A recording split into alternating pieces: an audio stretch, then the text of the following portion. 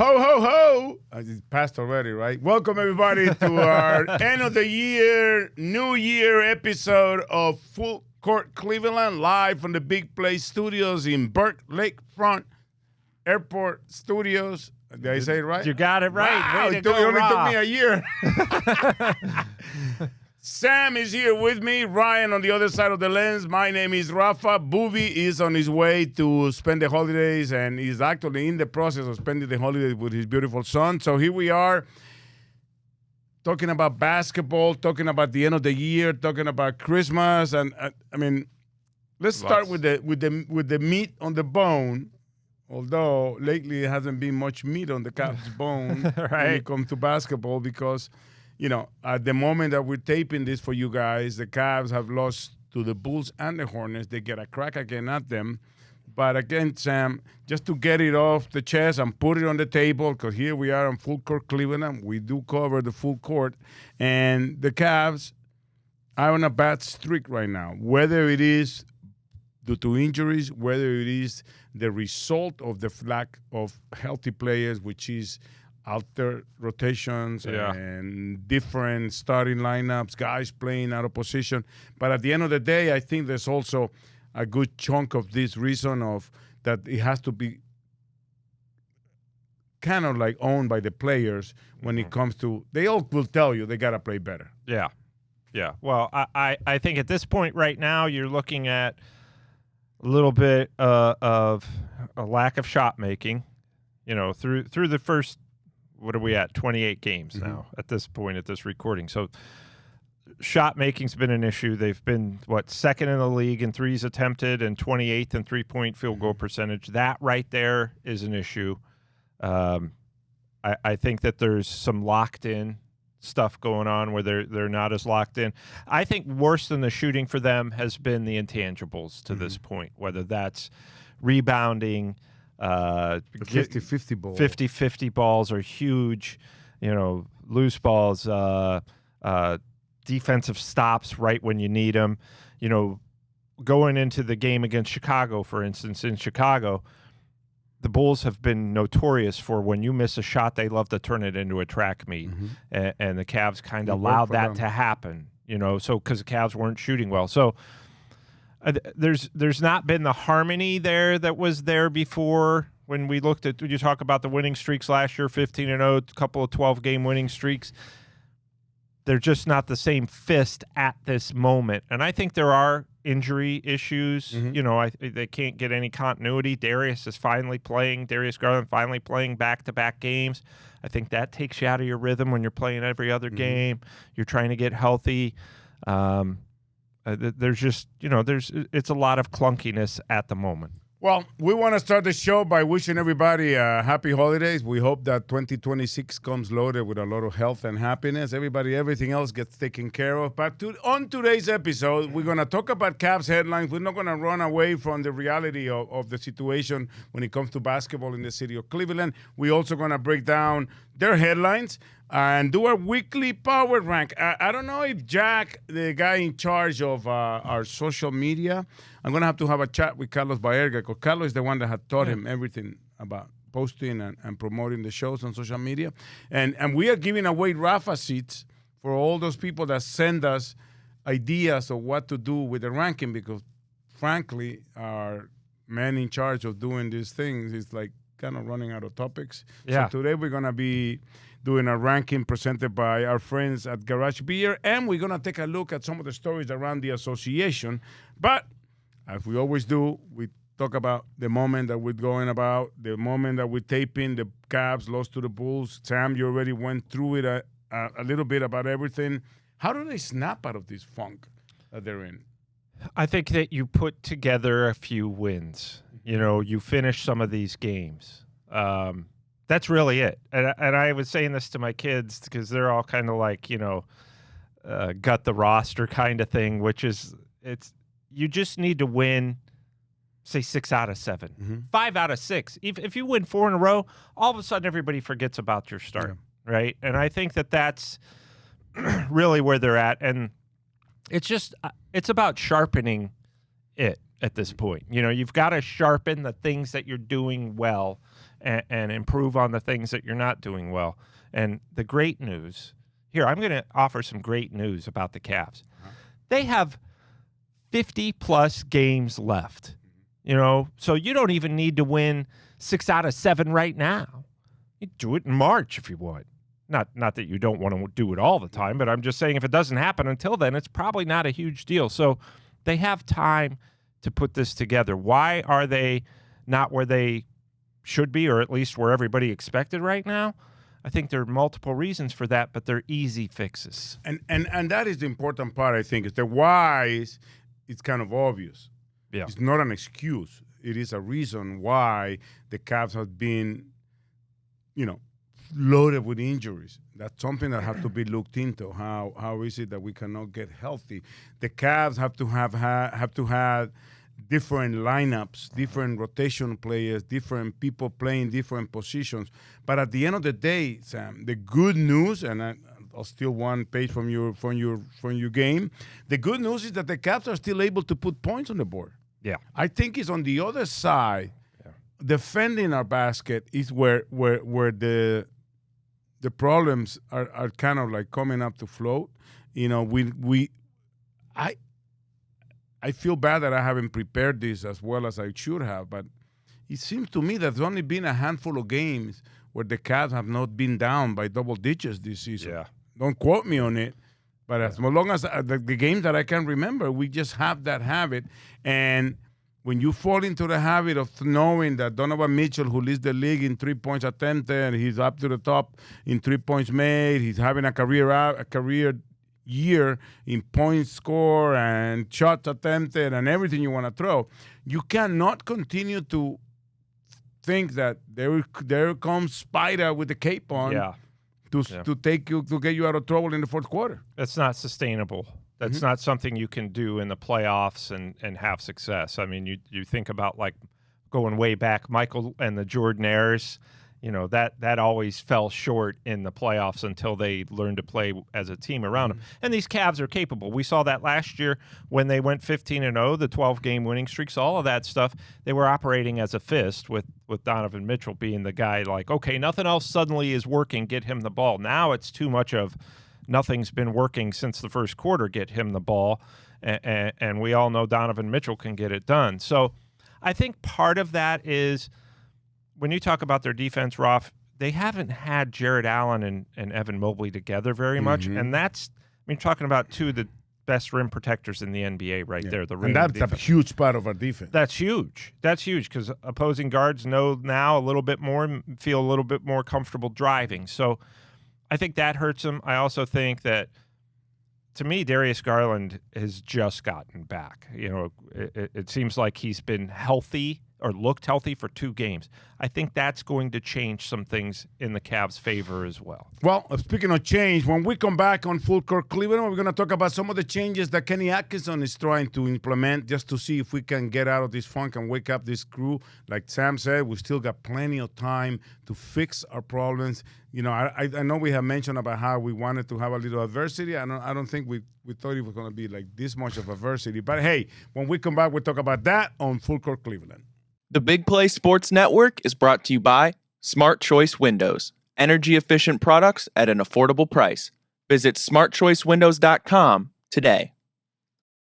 Welcome back, everybody, to Full Court Cleveland on our end of the year, first of the year episode on Full Court Cleveland from the Big Play Studios. Sam, Rafa, and Ryan. Boobie is doing father duties. Yeah. Not that you're not, Sam, but Boobie had to travel. Not at the very moment. Boobie had to travel to fulfill those duties. So here we are talking about the Cavs. And as we finish 2026 and begin 2027, which is kind of like the beginning of the season in the NBA, the Christmas Day, we're going to talk about that later. But Kenny Atkinson in the game against Chicago had a switch in the starting lineup and brought DeAndre Hunter off the bench and put in Jalen Tyson to guard a guy that ended up having a triple-double anyway in the Australian kid, Giddey. So how how do you take the switch? Are you liking it, and your impressions of of Tyson so far this season? Oh, I think Jalen Tyson's been fantastic. I mean, he's the one guy you can always count on to bring the energy, to bring that determination. We've heard him kind of take a stand earlier this season in the locker room and say, we all need to pull it together here.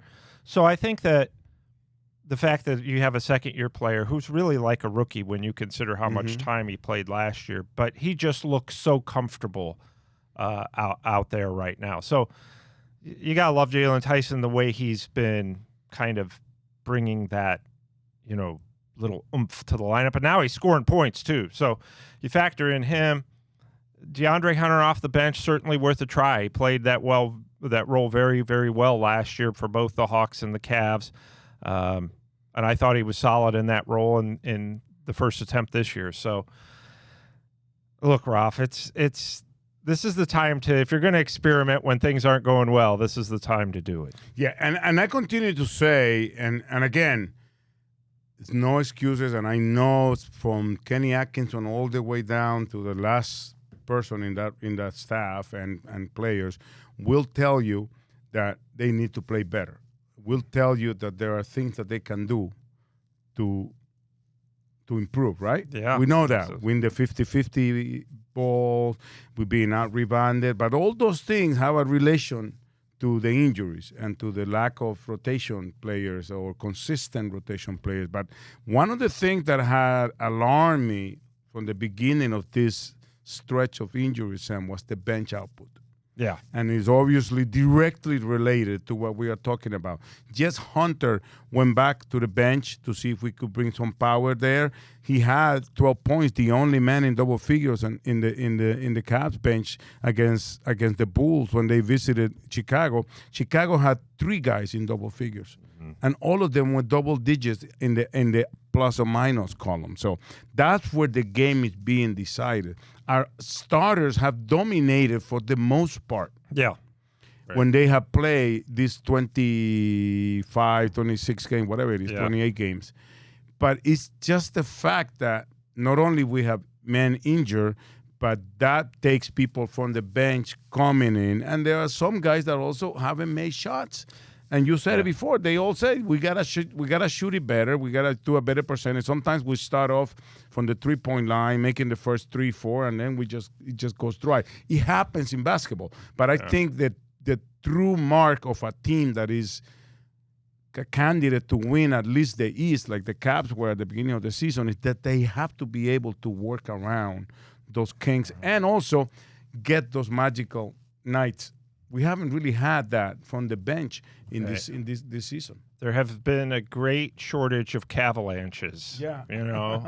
I think that, again, Ralph, it goes back to, okay, if you're not scoring, your bench isn't scoring, they've got to come in and be able to do the basics. And sometimes you go back to the basics. What if you're not making shots, the only way to win games is to defend, take the ball to the basket, and try to draw fouls and create plays that way. I don't think as poorly as they've been shooting the basketball through the first 28 games, I don't necessarily think that offense and scoring points is what's been their issue. I think it's been, look, the very fundamentals of the game, which can be kind of boring. They're not going to get you on Instagram.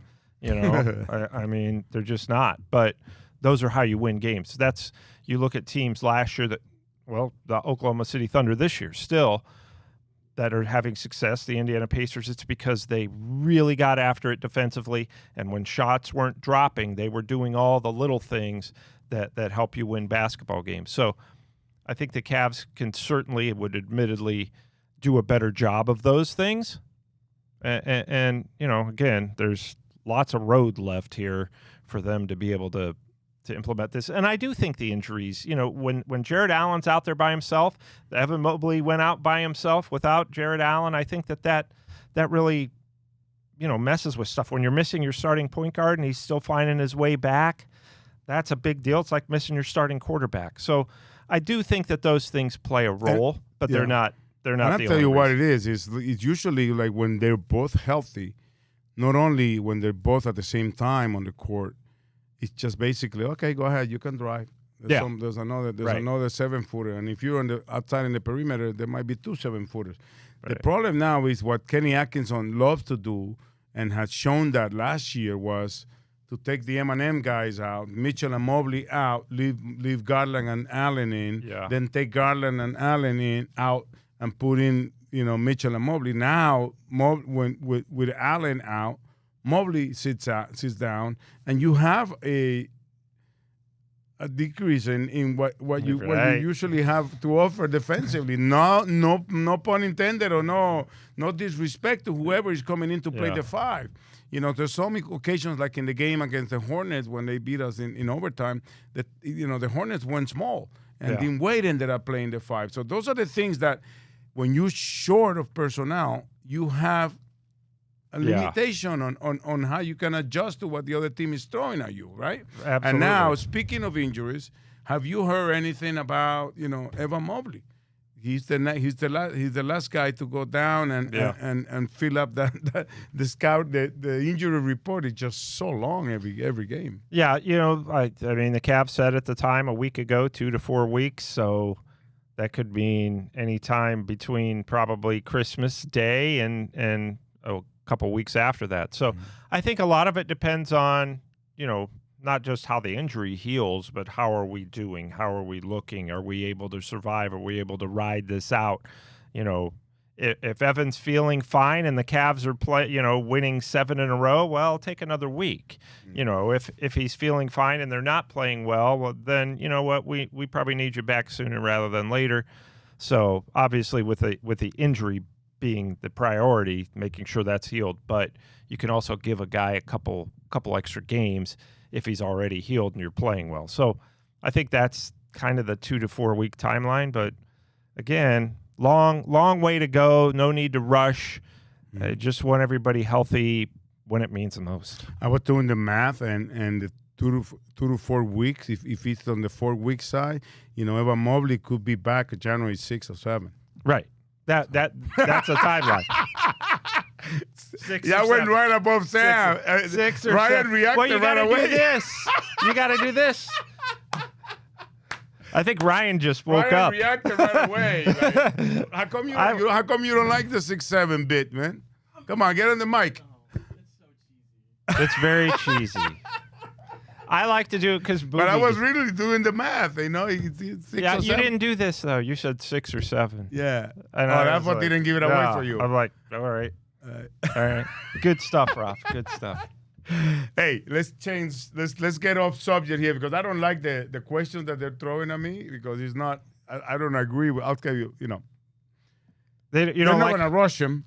Yeah, obviously. Right. I don't care what the record is. I don't care what the situation is. The Cavs are not going to rush anybody, not just Evan Mobley. They're not going to rush anybody, to come off the bench. But is there a reason to worry about the amount of injuries the Cavs have had over the last few years? I mean, any concern about?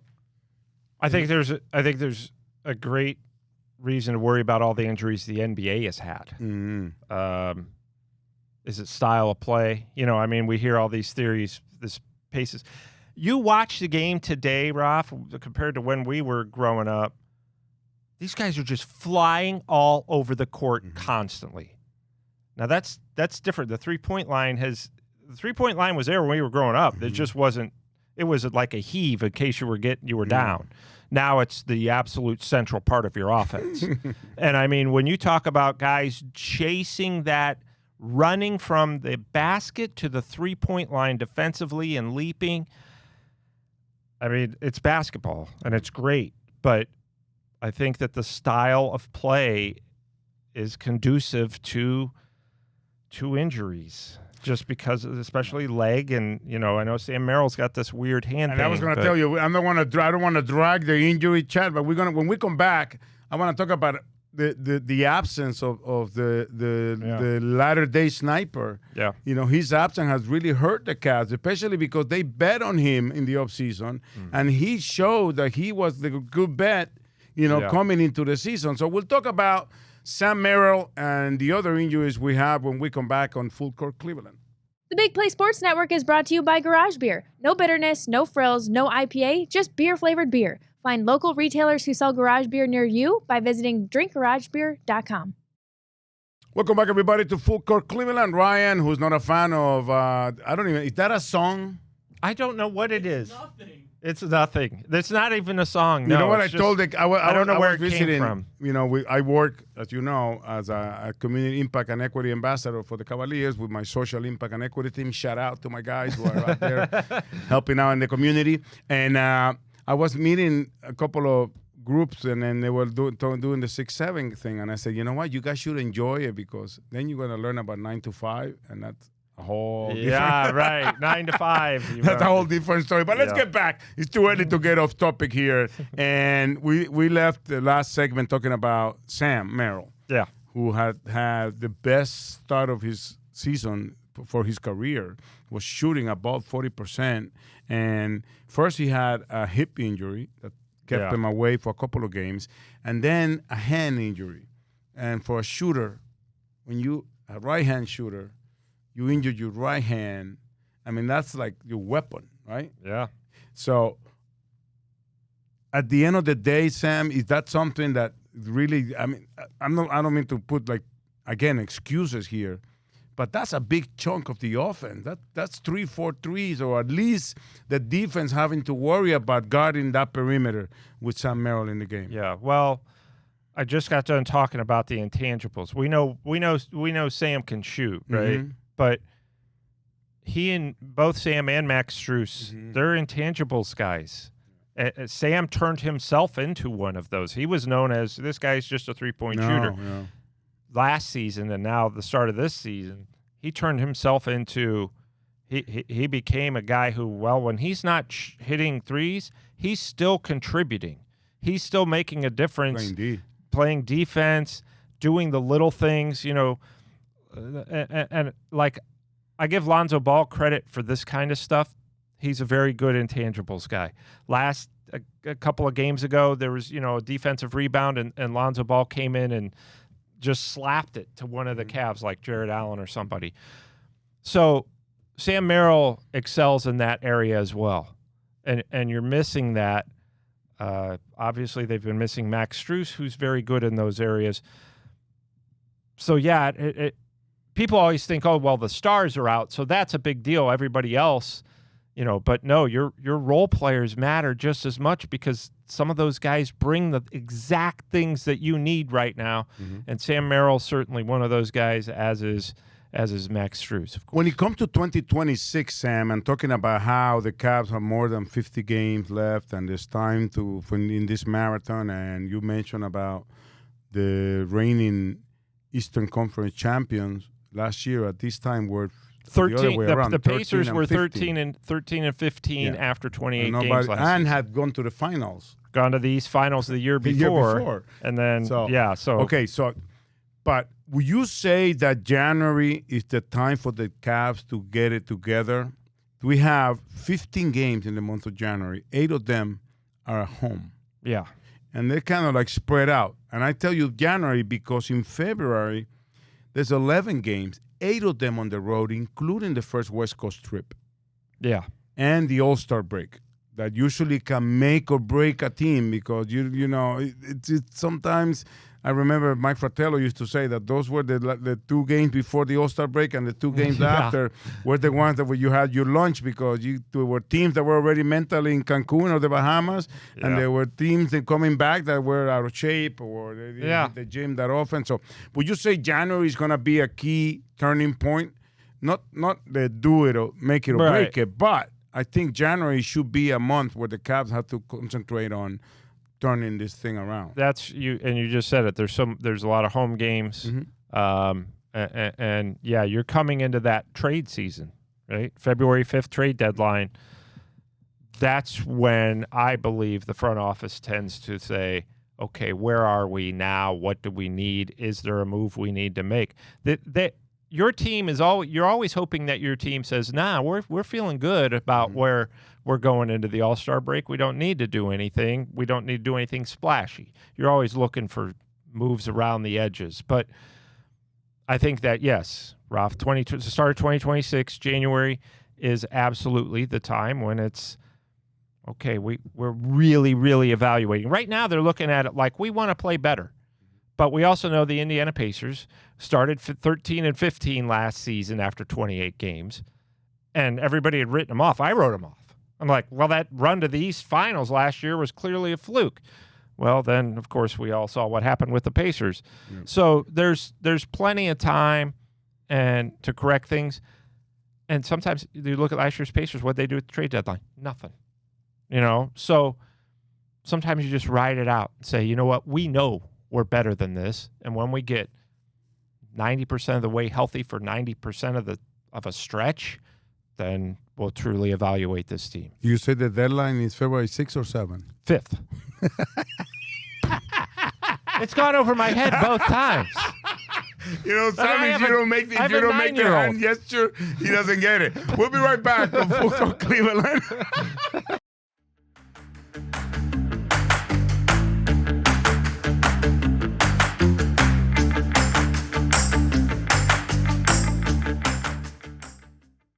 I'm still a little thrown off. You know how what's his name? Ryan here doesn't quite doesn't like the 6 or 7.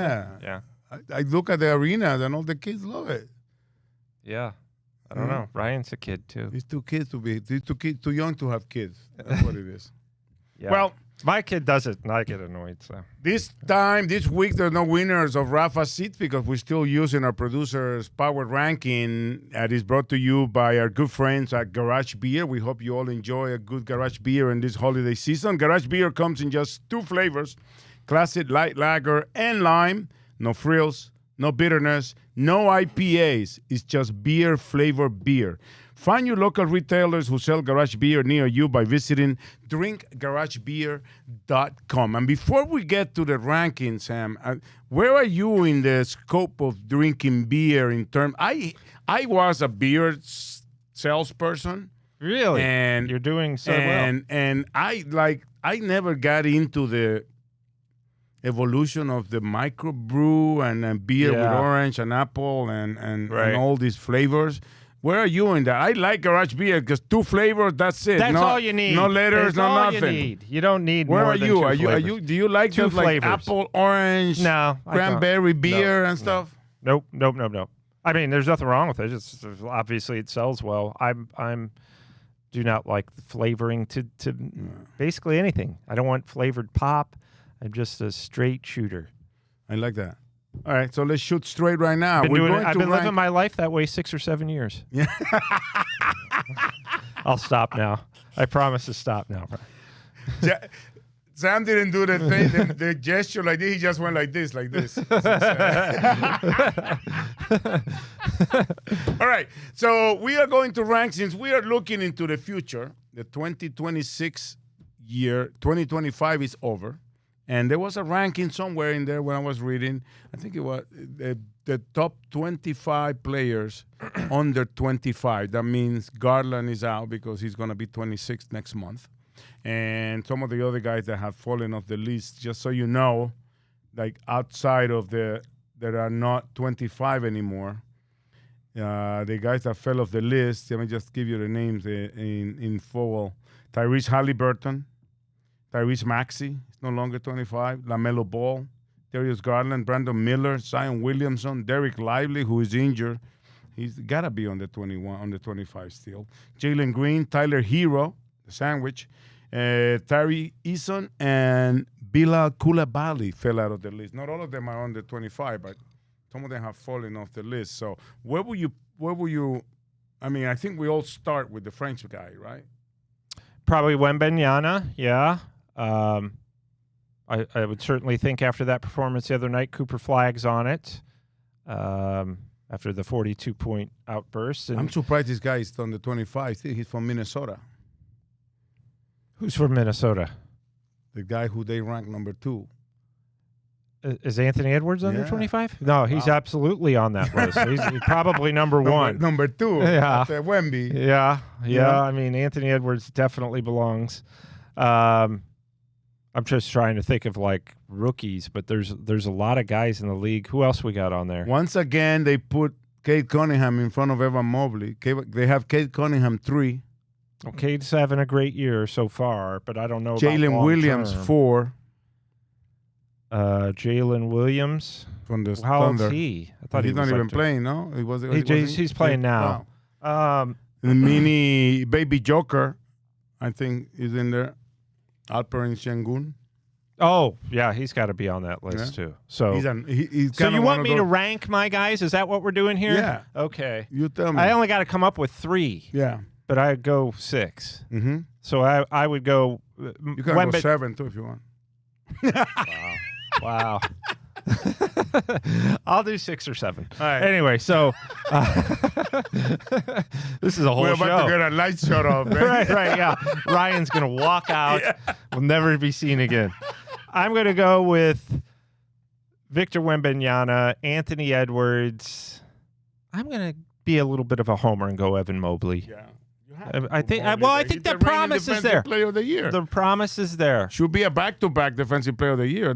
Ralph, I'll be done in 6 or 7 minutes. Yeah. So I'm at number 3.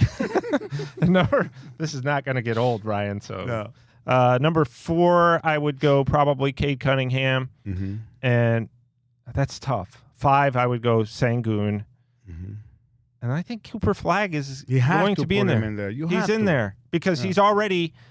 You look at him; he's at this age. He's already a better scorer than a lot of guys. Mm-hmm. He's a better ball handler than a lot of guys. Better Yeah. passer. He looks like an NBA player. Right, and he's a good wing defender already. He does all those things, and He he's going to be a reminded decent me rebounder. of when the first time I saw Paulo Banchero, Yeah, because I called when he was with Duke in the tournament, and it's hard to judge how they're going to fit, even just by size. He Yeah. looked like a big kid, but I was judging him against college kids. right. And the first time he came to Cleveland, I always try to greet him. The guys that I work their games, I always try to go greet him and everything. And I noticed he was like, dude, you look like you've been in the league for a while. I mean, it's a Yeah. big kid. It's like Yeah. Cooper Flag doesn't have that kind of frame. Right. But he looks like he belongs on the court. He doesn't Yeah. look out of place. Right. I think that's having those type of NBA bodies certainly help. Cooper Flag really reminds me a lot of Scottie Pippen going back a ways, Mhm. just the way he kind of plays all the positions. He handles the ball really And well. he can play from point guard to power forward. Mhm. So I think that's, he's going to be way up there. Anthony Edwards, to me, just doesn't get enough credit. I mean, the guy is just amazing. Yeah. So I think he's certainly on Poor that Anthony list. Edwards. He's stuck with Rudy Gobert Yeah. and what's his name? The guy that came from the Knicks. Julius Randle. Julius Randle, who Yeah. sometimes they're known for just disconnecting. I mean, Yeah. Not showing up sometimes. when they don't like something, and then at least now Dante DiVincenzo is playing well, but before he Yeah. was still a little sore about being traded and still time, which I understand. I mean, not to the level of being traded in an NBA, but I'm saying I understand how when you think you are with your brothers with the Villanova with the New York Villanova team, and then you get pulled out of there, it's like, Yeah, welcome to Minnesota, buddy. But Anthony Edwards, he lost Cat. They brought in Rudy Gobert, Yeah. who we all know is not quite an easy person to. Yeah, Anthony Edwards seems to he's one of those take charge guys, and he's going to get along with everybody because that just seems like his personality. So Well, we're Like gonna you, go. Ralph. That's done for our ranking. Remember, send us your ranking ideas to Full Court Cleveland on Twitter, and you might win a pair of Rafa seats. When we come back, we're gonna go around the association right here on Full Court Cleveland.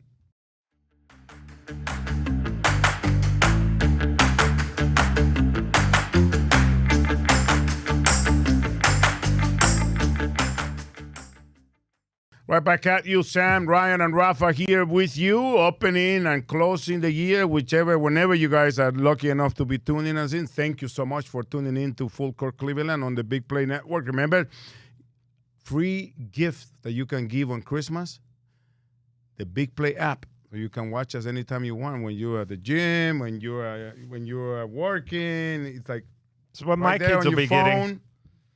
Yeah, and don't cost nothing.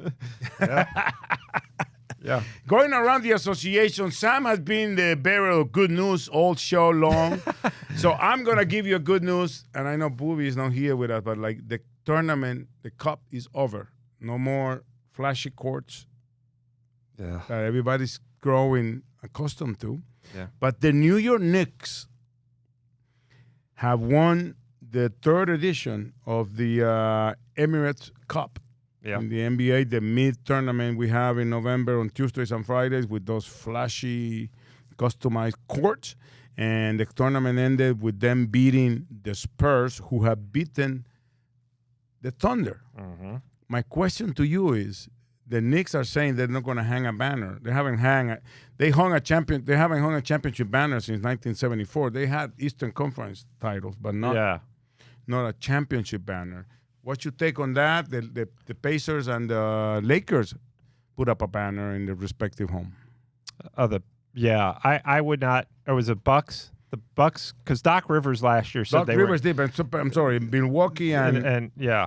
And, well, all I and can LA. tell the Knicks is, you know what? The last two emeritus NBA Cup champions have lost in the first round. So good luck. But I think that I'm not a big banner guy. I'm not a big trophy guy. I think if you are, that's fine.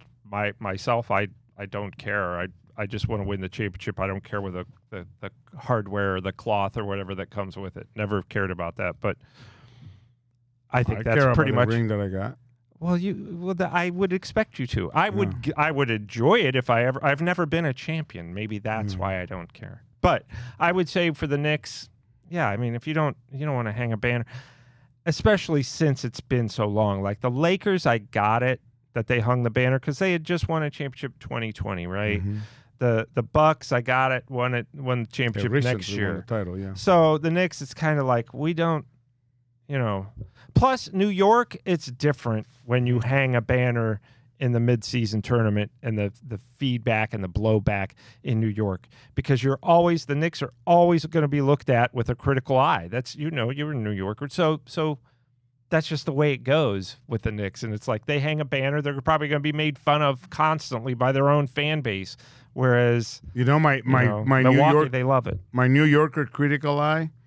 What the hell is Spike Lee doing mid-court taking pictures of the trophy ceremony and stuff? Since when is he part of the staff? I know he's always sitting first row and Mr. Dolan banned him and brought him back. Or he goes in on the employee entrance and everything. But come on. He's an honorary Knicks member. Oh, jeez. Did the Knicks have a mascot? No. Well, now they do. Oh, wow. Okay. If I wasn't doing what I'm doing, I would be want to be one of those people who's just hanging around the NBA and being like the default I would love to team think mascot. Sam Amico. Just look at him. He already looks goofy. We don't even need to put him in a uniform. I would love to think my wife job. will find better things to do with her money than buying season tickets for that long. Huh? And I love basketball, and she loves basketball as Do you well. think But she'll be like, Spike you know Lee what? has You can go and you can buy a package. Spike Lee we ain't going to 41 games and travel or go see other places and pick 5 games you want to go to and then the playoff, whatever. Yeah. But Spike Lee probably. I just got a wife that looks up for me, and yes, right. That's good I don't know about news. Spike Lee, but I don't think he's married. I No? don't know. He should be the central part of this show, at least for the next how long? 6 or 7 minutes. a question for you. As I know you're an NFL fan, right? Absolutely. What's your take on the NFL trying to? They already took Sunday from Jesus Christ. Now they're gonna take his birthday. From the NBA. Oh, take his birthday too. Yeah. Because they have 3 games scheduled. Do they? Well, one of them's the Chiefs on Christmas Day. They're all bad games. They all have at least one team that is already eliminated. Yeah. So they didn't hit it. They didn't hit the nail in the head. But my point is, the NBA has for years avoided scheduling games on Thanksgiving because that used to be the NFL day. Yeah. And the NFL avoided Christmas when it was in the middle of the week because it was the NBA. Yeah. It's always been the NBA day. So what's your take on that? Is that something going on? I don't know. I don't know if you heard anything about going on between the leagues. No, look, I get it from both ways. Where the NBA is probably like, what are they doing? This has kind of always been our day on Christmas, and the NBA never plays any games, 0 games on Thanksgiving Day. I think part of that too is to give the players and coaches an opportunity. Yeah, but I think it was also But because it was a it's big a business. NFL game. I mean, the Right. reality is everybody wants to talk about where to go for dinner and watch football. Right. And I think that's the NBA knows that would probably be a losing And battle. our season is so young, Yeah. really not much Yeah. going on. That's why Right. the tournament is in. I think if you're an NBA fan, you're going to watch NBA games on Christmas Day. I don't think if you're a fan of, say, the only team I know that's playing Christmas is the Chiefs in the NFL. I Yeah, haven't the Cowboys are playing. Okay. The Cowboys If are you're- playing the Commanders. Like the if the Vikings are playing, which is like they're already eliminated. Right. Vikings are playing the Lions, I believe. And then, and then the Chiefs, I forget who they're playing, the divisional game. But the Chiefs are already eliminated. No Broncos or- Mahomes, and there's no way you can flex those games. Yeah. So, Well, my feeling is if the Cleveland Browns were playing on Christmas Day, I would watch them. Wow. But I'm not going to watch the other NFL games. I'd go back to the NBA. Now, granted, I don't spend a lot of time in front of the TV on Christmas Day. Later, I will. Like, we're going to open our gifts. Then at noon, I'll watch Cavs, and then and then I'll go about my day. But everybody's different. I know when I was growing up, watching the NBA on Christmas Day was a huge deal to me. I loved it, and there was usually only one game. So, I don't know. Your fans are going to tune into your product, and I don't think the diehards are going to say, "Oh, well, the NFL's playing. I'm going to go over there." Well, I hope all you diehard San Amico Chisel and Granite fans are tuning in to Full Court Cleveland, and we'll come back after these messages from San Amico's sponsors.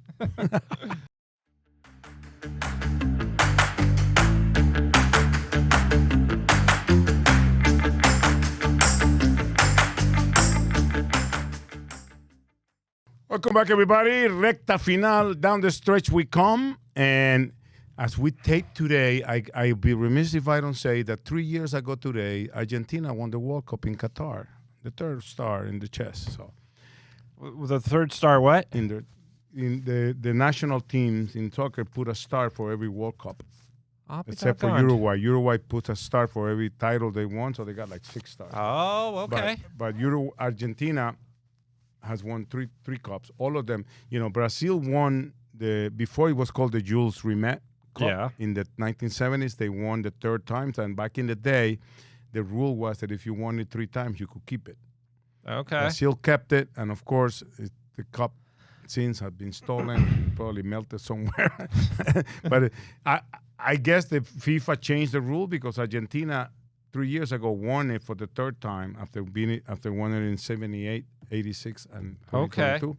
But they don't get to keep it. So I just wanted to mention that, and I wanted to go with you going back into basketball. Expansion talk was brought up again by Commissioner Adam Silver. Yeah. And Seattle and Las Vegas were mentioned. Now, if 2 teams come back, Sam, obviously you have to, but what kind of realignment are you expecting to see with 2 teams coming into the West Coast? Well, I think, you'd have to move Memphis probably would move. Would Minnesota? I don't know. New Orleans, those are probably your top 3 options to move to the Eastern Conference. They will have to, no? I mean, You'd have to move somebody unless you wanted, 17 teams in one conference. at least So one. But you'd have to move one team. Yeah. That's it. And I would suspect it would be Memphis, Minnesota, or New Orleans. But yeah, you've got to balance that out. I think it'd be a wonderful, wonderful thing if Seattle got a team. Anybody else? I don't really care about Vegas, but I Seattle, don't care about anybody else. But Seattle would Sonics, be great. Yeah, because so. it's a basketball town, and it's unfortunate that they lost their franchise. So listen, man, I hope 2026 comes loaded with a lot of dates with Bluey for your son. I hope it comes with a lot of dates with somebody. And obviously, hope to see you a lot more often at Rocket Arena. And to all of you tuning in, thank you so much for tuning in this past 2025. And we hope to count with your viewership in 2026 right here on Full Court Cleveland.